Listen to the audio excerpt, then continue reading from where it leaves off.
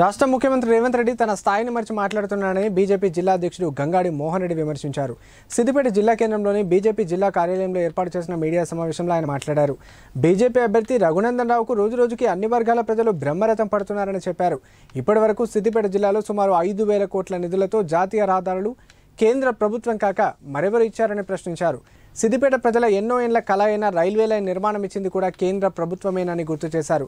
ఎవరెన్ని అబద్ధాలు చెప్పినా వచ్చే పార్లమెంట్ ఎన్నికల్లో మెదక్ నుంచి గెలిచేది బీజేపీ పార్టీ మాత్రమేనని ఆశాభావం వ్యక్తం చేశారు.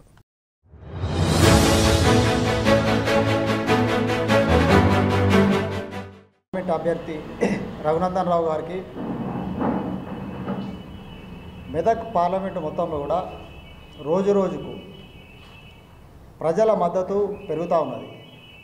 ఎక్కడికి పోయినా కూడా ఇలా ప్రజలందరూ కూడా బ్రహ్మరథం పడుతూ ఉన్నారు. ఎట్టి పరిస్థితులలో మా ఓటు ఈ దేశ సంక్షేమానికి, ఈ దేశ భద్రతకు, ఈ దేశాన్ని ముందుకు తీసుకుపోయే విషయంలో నిరంతరం మా గురించి పనిచేస్తుండు నరేంద్ర మోడీ గారు.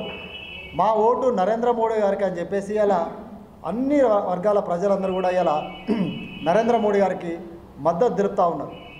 ముఖ్యమంత్రి గారు రేవంత్ రెడ్డి గారు నిన్న సిద్దిపేట వాళ్ళ ఎన్నికల ప్రచారంలో రావడం జరిగింది.